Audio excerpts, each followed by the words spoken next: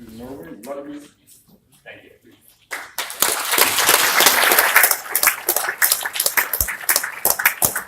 Good afternoon, everybody. Good afternoon, colleagues, students, and the public. I would like to follow the example of my Chinese colleague, and I will stand here in this place which is more safe for me than on the open place. Besides that, I think that we have to keep the balance. 4 here and 3 there. I will start with saying that I will give a little bit different twist of the word automotive, which is the topic of for discussion of our session today. I will make a small PR campaign for Russia, because I think that what is a locomotive? The locomotive is something big and powerful. And locomotive in Arctic is something big situated in Arctic. And what is it? Is my question. Well, it is Russia, of course, just because it's the biggest country in the world, and because it lies in Arctic, mostly in the Arctic. If you see, if you take a look at the map, you will see that maybe a third of our country is situated in the north of the Arctic, and if you take the continental shelf, which is very huge in the polar ocean, then maybe nearly the half of our land mass and continental shelf will be nearly the half of our land mass will be lying in Arctic.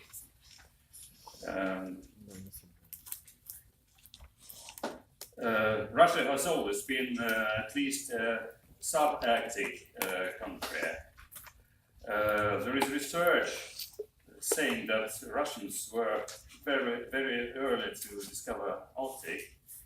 The archaeologists, for example, have proved that Russian Comores, which are the inhabitants of the White Sea region, Arkhangelsk and the region around that place, have discovered Spitsbergen, or Svalbard, as you name it in Norwegian, decades before William Barents, which is the real discoverer of this archipelago. And that is before year 1596.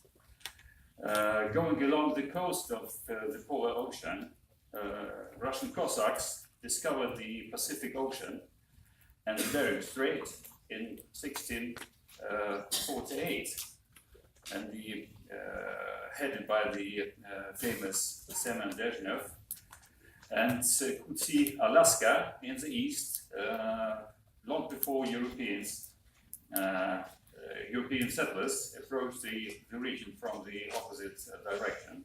And then the Russian Cossacks, they proceed to Alaska and further to California. And I think, as ambassador, that the deal that Mr. Trump is proud of is not so very good for Russians. And you will find not so many Russians in Russia which will be proud of that deal from 1867. Russian hunters were very active along the coast of Arctic and in Siberia in the 17th century. From the beginning of the 17th century, a city of Mangazir, the Russians sitting here may have heard about it. This city of Mangazir was known as a crucial trade hub for fur trade, exporting fur to all over the world. And then I'm jumping to the Soviet era. The Soviet era was in many ways the peak of our activity in Arctic. Much of industrial production has been concentrated to the Arctic. The famous Norilsk nickel mines and plants on Taimyr Peninsula and on the Kola Peninsula, huge timber plants in Sigarka on the Yenisei River, many hundreds of fishing communities, mining facilities have been started from the 1930s. The Soviet Union had a very ambitious scientific program for the Arctic.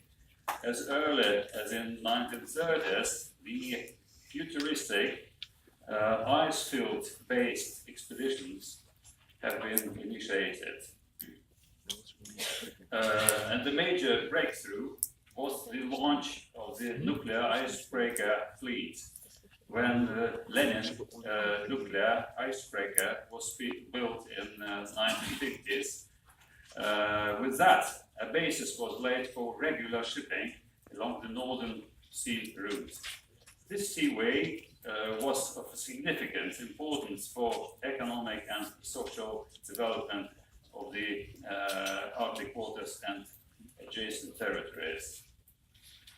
A huge decline in Arctic activity came in the 1990s as a result of the Soviet Union falling apart.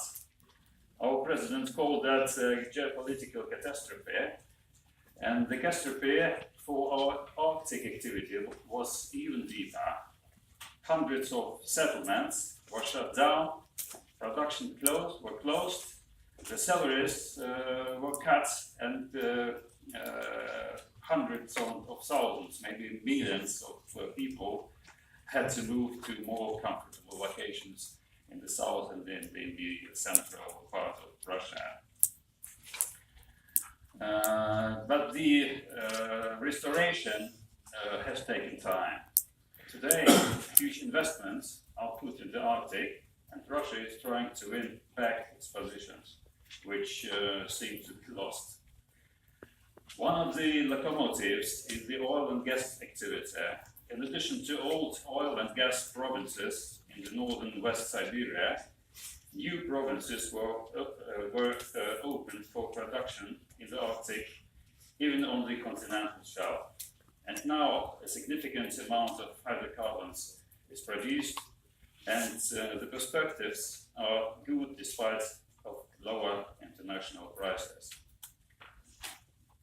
Just to describe how important Arctic is to Russia, I can mention that Arctic gives more than 15% of Russian GDP and more than 20% of our exports.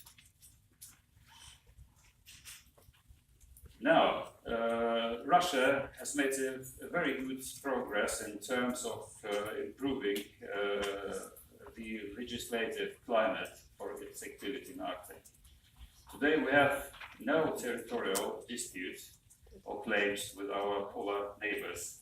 We have negotiated boundaries for the continental shelf and its economic zones with the United States, and in 2010 an agreement on delimitations. The delimitation was reached and signed with Norway. It took almost 40 years to work out that problem, and the result was very positive for the bilateral relations between our countries. The agreement has opened for economic activity in a huge area in Barents Sea, where there are some promising prognoses. Russia supports predictable and peaceful development of Arctic. The polar ocean and the territories around are very vulnerable, which requires a very cautious approach. That is why Russia was one of the founders of the Arctic Council, an international organization consisting primarily of Arctic states, aiming at responsible development in the North, strictly on the basis of international law and in interests of people living here and by protecting the environment. Now a few general words on Russia-Norway relations, especially in Arctic. Actually, they are unique. Norway is maybe the only neighbor of Russia, but Russia has never had violent clashes with in the history. As early as in the medieval ages, the Novgorod Republic, which was a part of the ancient Russia, established a border with Norway by signing a treaty. Over all the centuries which passed, this border has remained mostly unchanged, which is remarkable in the European history. In 1905, Russia was one of the first countries to recognize Norway, and in 1924 we got an answer from Norway, which recognized the Soviet Union after the revolution in 1917. Up to 2014, the bilateral relations developed very positively, maybe especially in the north.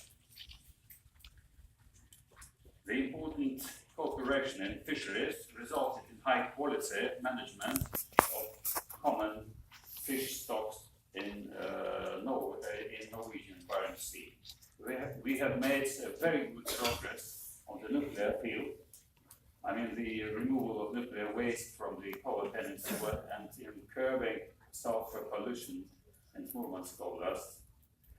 And not to forget the famous agreement on simplifying the border crossing in the north, which boosted the people-to-people contacts heavily. Unfortunately, much of the progress was lost because of the setbacks after 2014, when Norway imposed sanctions on Russia and cut many of contacts.